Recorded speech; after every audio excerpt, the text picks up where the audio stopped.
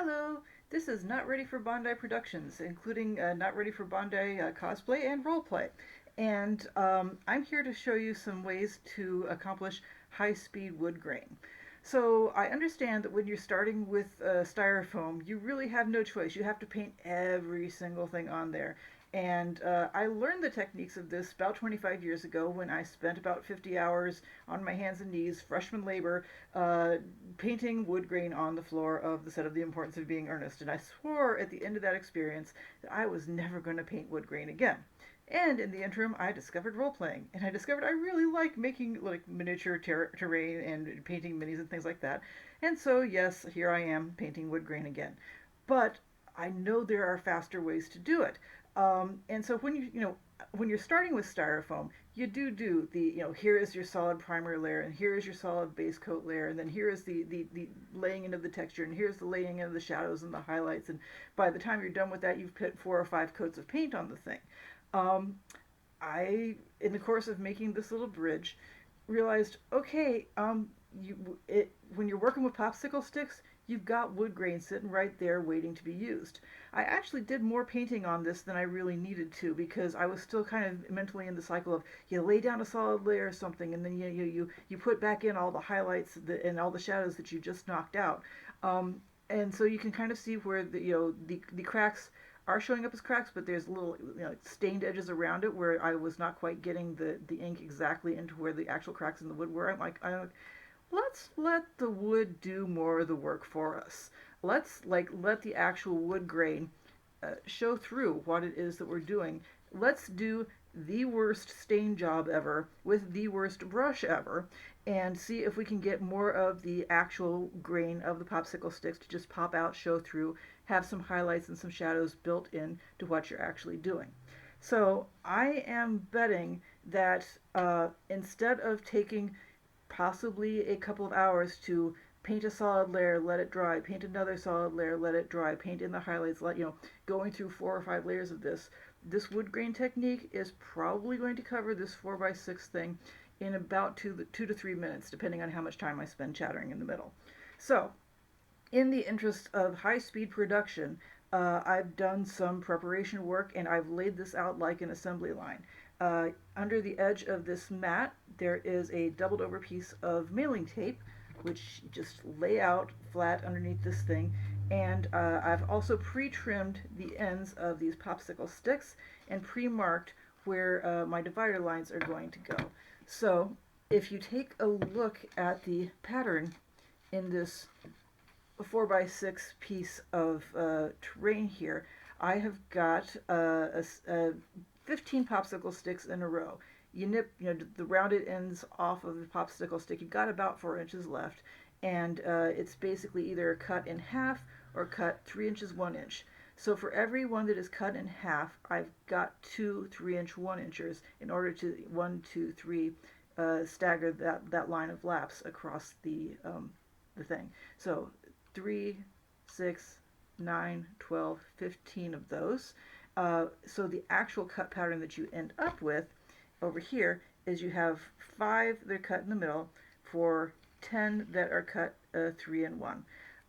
So ends trimmed off, but the body is left solid at the moment because the next thing I do is I hit it with a bottle cap to get sort of the cheese grater effect to gouge up the surface. And it's a lot easier to keep this all as one solid unit taped down when the pieces are longer. If you got like 1 inch pieces on the edge of your tape, it's going to pop off and get away from you everywhere. And we're after high speed production because there are many more fun things in this world than painting wood grain. So let's get the painting of the wood grain out of the road. After you have got your tape laid out, after you have gone over it with your bottle cap, possibly you want to get a little bit ambitious. You can pop up the edge and get in the middle of these and sort of round off the edges with your bottle cap as well because it's got this nice little scraping. Basically every part of this is a scraping edge, either the point or the curve, and take advantage of that. So then you pick which color of brown it is that you are going to be using as your stain. For the reddish ones, I've been using oak brown. For the bridge, the base was leather brown there. Moving these a little bit further out of the way so that I do not get anything splashed on in the production of this. So I'm taking my my oak brown to match the darker panel here, giving it a good shake, and putting some, just a little bit in a well here. So another advantage of this technique is you use a lot less paint when you are basically turning it into a bad glaze slash stain than you do when you're putting on 4 solid layers. So, worst brush ever. I don't know how much you can see of the tip of that. Uh, Dump some water along the edge of your paint so that in the process of making worst stain ever, you can pick up some liquid and some of the paint itself. And so your goal here is to put a streaky mess up and down this. If it's too dark, rub it off immediately, see what you've got, repeat a couple of times. So another advantage to having this piece of painter's tape in here is you can also sneak your other hand under it and bend it a little bit in order to make it easier to get in between those layers, because you're going to want to hit this surface, the top surface, this surface, and the ends, but you don't need to hit the back side either. So I am going to see exactly how long it takes to paint this solid panel. And then probably after the video is over, I'll come back and clip along these lines, which you will be able to see through the stain, and then hit those cut ends. So, high-speed production hopefully is a go. Hit it, up and down, quick erase. Okay, that is about how long it takes to do a piece of wood grain there. So that one's darker than I want, so I'm rubbing it in, or rubbing it away. Another brush.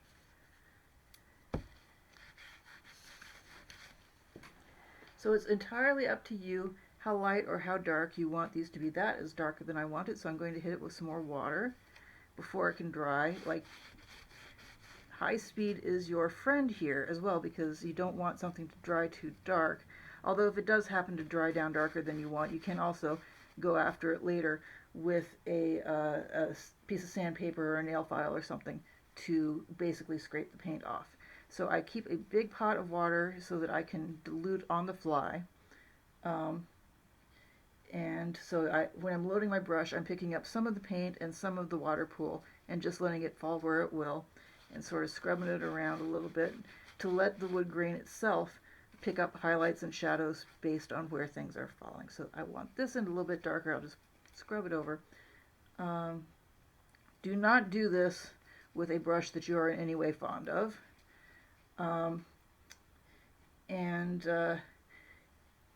Everything that you have learned about what you want to do for proper even staining, you basically want to do the opposite of that here. You want it scrubbly and highlighty and lowlighty, just so that whatever wood grain is there and whatever scratches you have managed to leave in the thing show up more. Alright, am I hitting the end of my paint well? Possibly. Let me see if I can get through these last few boards before replenishing the paint. Might or might not be able to do that. Alright. Scrub, scrub.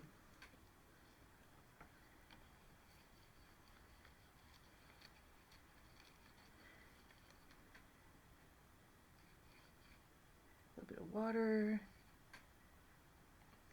Basically, when you put it down, you want to still be able to see some of the wood through it. If you can't see the wood through it, then that probably means you have got it a little bit darker than you are going to want it for highlight and shadowing purposes. So I'm adding a little bit more of the paint in there to the well.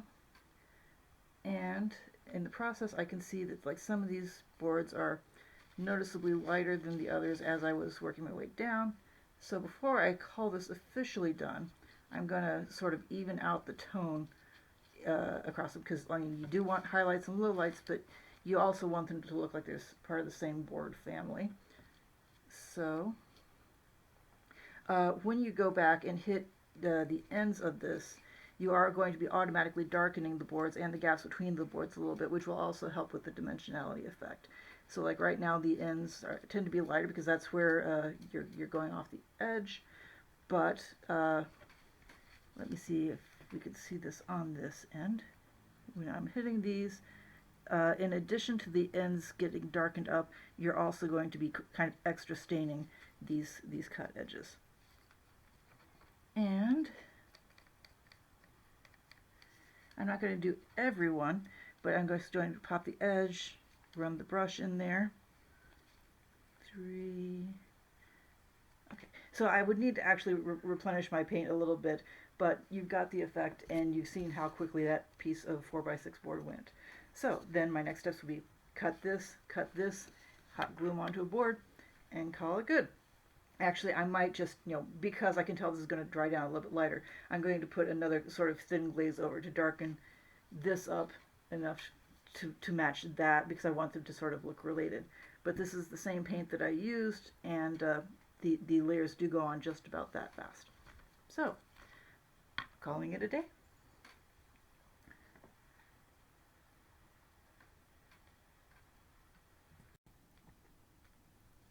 Okay, so I hit that with one more layer of the glaze, and so despite the fact that it's damp, you can probably see that these are pretty much the same color. The difference between the effect of this panel and the effect of this panel is we haven't cut it, we haven't glued it down on the piece of cardstock that had a dark underlay underneath it. So I took a piece of cardstock, put a combination of Mod Podge and black, and put a note on the back of which color it was that I had used when I was making the glaze, in case I ever need to come back and, for example, file down an edge and hit it with the same color, or in case I ever want to make another panel to match it. So I believe this edge here might just use a little bit more. So just kind of touching the edges there. That's the other advantage to using it straight out of the bottle, is that you know exactly what you need to use later on to make it match. So that is wood grain floor with 2 little carpets, which are just literally printed off pictures at 300 dpi and snipped out and thrown onto the surface there. They started out as pieces of pictures of pieces of fabric, but it's enough like a rug. Okay, thank you.